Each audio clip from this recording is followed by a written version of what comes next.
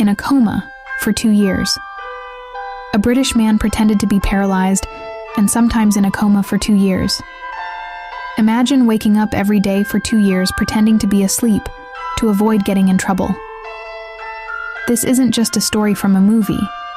It's a real story about a man who went to great lengths to avoid the law because he stole money. But the truth is stranger than fiction, and this man's act was found out in a surprising way. He pretended to be a helpful neighbor or friend and convinced them to give him their money. This worked really well, and he got a lot of money in a short time. It was an easy way to make money, but it was wrong. He thought he could make a lot of money by doing this, but he got caught. In 2011, the police in South Wales found out about his crimes. He was arrested and faced serious charges that could have put him in jail for a long time. He was worried about losing all the money he had gotten illegally, so he came up with a bold plan with his wife. This man's name is Phillip Smith, and his wife is Mia Smith. Phillip claimed he was paralyzed and had seizures that made him fall into a coma. To make it seem real, Mia rushed him to the hospital when he had supposed seizures. To make it seem even more believable, Phillip even went to hospitals and pretended to be unconscious for hours. He kept his eyes closed and didn't react. Doctors and nurses believed him at first. Phillip's act and Mia's emotional pleas for help gave him time to delay the court case against him. In total, Phillip spent 10 weeks in the hospital and had many scans and tests.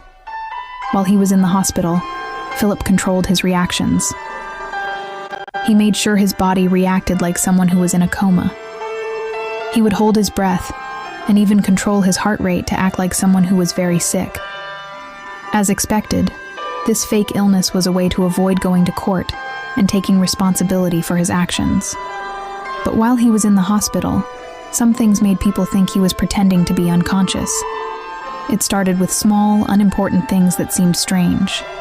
For example, every morning, nurses found Phillip's glass of water empty.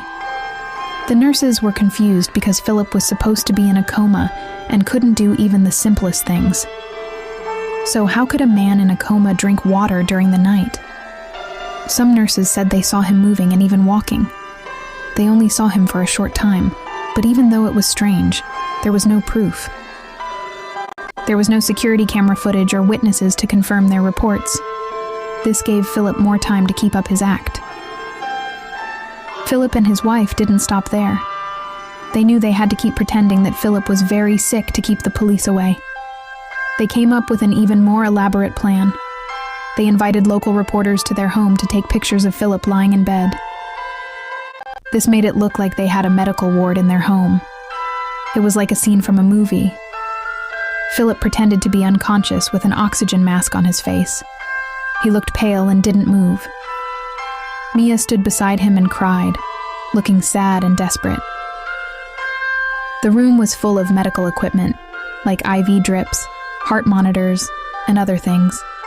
All of this was carefully arranged to show how serious Phillip's supposed condition was. The photographer who took the pictures, Aaron, believed the couple. He later said that Phillip was twitching while he was lying down. This made the scene seem even more real. But even though the pictures looked convincing, there was one thing missing: a doctor's note to prove Phillip's condition.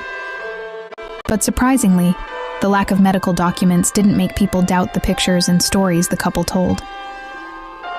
For 2 years, the couple managed to trick the legal system. While everyone thought Phillip was in a coma, he was actually living a normal life at home. He even tricked his next-door neighbor, an elderly woman named Mary Curtis, and took her money. He used the money he got illegally to go on vacation, buy a caravan, and have fun in Christchurch, Dorset.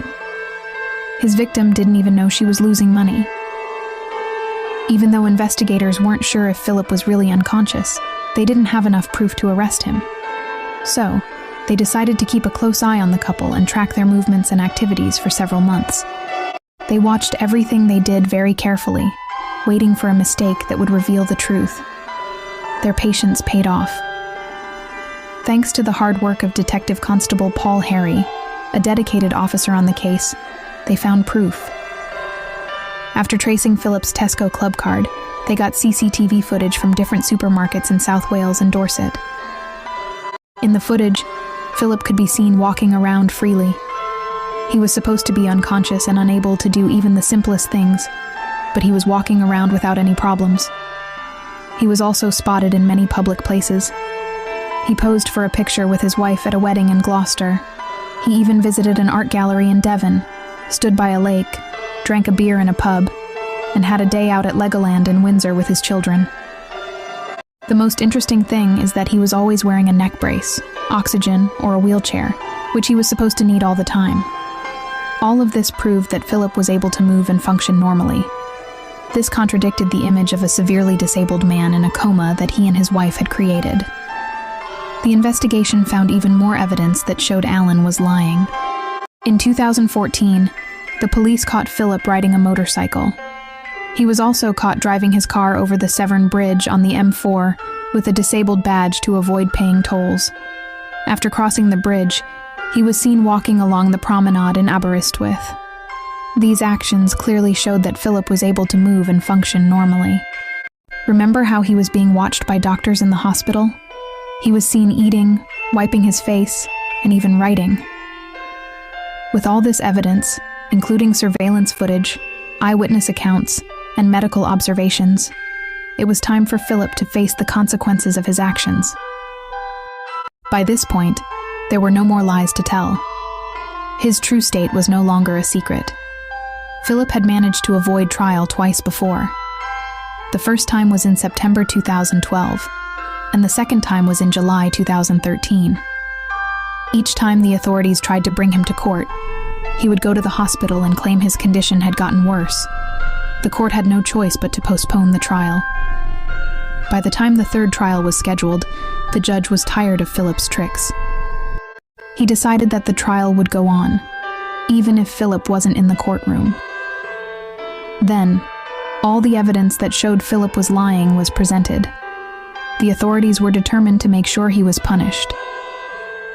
Realizing he had to face the consequences of his actions, Philip finally appeared in Swansea Crown Court in a wheelchair and wearing a neck brace. He was trying to get people to feel sorry for him and maybe get a lighter sentence. Of course, his wife was with him in court because she had helped him with his elaborate plan. In the courtroom, prosecutors showed damning video evidence of Philip doing things that contradicted his claims of being paralyzed and in a coma. He was seen walking, driving, and enjoying various outings. This clearly showed he was able to function normally. Faced with this proof, Philip had no choice but to admit to his crimes. He admitted to 19 counts of forgery, fraud, and theft that he committed over 3 years, starting in November 2008. He confessed to forging the will of the elderly woman he had tricked. He also admitted to finding the names of 2 dead women in a newspaper's obituary section and using them as fake witnesses. Judge Paul Parker, who was overseeing the case, made some comments before giving his sentence. He started by comparing how Philip looked in the courtroom to the images captured on CCTV footage. In court, Philip presented himself as a weak and disabled person, using a wheelchair and a neck brace. But the CCTV footage showed a very different picture. It showed him walking around, driving, and doing various activities easily. The judge said that Philip's case was unique, not only because of the seriousness of his crimes, but also because of how far he went to keep up his act. He also said that Philip was a good actor. Only a very skilled and determined person could pretend to have a medical condition that didn't exist for so long. According to the judge, he started to suspect Philip when he always claimed to be sick whenever he was supposed to appear in court. If he hadn't been under surveillance, he might have been able to keep up his fake illness. It was also revealed that Philip had spent thousands of pounds of NHS money at Singleton and Morriston hospitals, trying to get a doctor's report to support his false claim. The report would have said that he was really paralyzed and had chronic seizures that could put him in a coma. But to everyone's surprise, all the tests done on him showed he didn't have any of those problems. Doctors couldn't find any bed sores on Philip, and his leg muscles were strong, which meant he could walk. After his arrest, Philip tried to blame others for his actions. He told the police that a stranger had broken into Mr. Richards's house, which led to his arrest. But his claim was found to be false. He also complained to police community support officers about a parking problem outside his house. Even though he knew the truth, the couple continued to trick the police, hoping to get away with it. They even tricked local Labour MP Geraint Davies into supporting their case. After Phillip was accused of fraud, MP Davies wrote to the police on behalf of Phillip, claiming he was unable to go to Swansea Crown Court because he was in a coma. This story was a complete lie, but it was convincing enough to make the police drop all the charges against Phillip. Unfortunately, MP Davies realized he had been tricked by the couple and was furious. He demanded that they face the full force of the law. In the end, Phillip was sentenced to 4.5 years in prison for defrauding the elderly man. The judge also sentenced him to an additional 14 months in prison to be served after the first sentence. The second sentence came after Phillip, who appeared by video link from Park Prison in Bridgend, pleaded guilty to 1 count of perverting the course of justice. His wife was sentenced to 10 months in prison for helping her husband pretend to be sick. She got a shorter sentence because she was seen as less responsible for the deception. Even though she got a shorter sentence, she was seen crying uncontrollably as she was taken to her cell. According to DC Harry, Phillip's actions were the most calculated and long-term deception of a vulnerable elderly neighbor he had ever seen. To pay back his next-door neighbor, Phillip signed a document that allowed his caravan to be sold. The caravan was worth about $4,000 at the time. That's the end of the story of the man who was called Britain's most dishonest man. In the end, the couple got what they were afraid of all along: a jail sentence.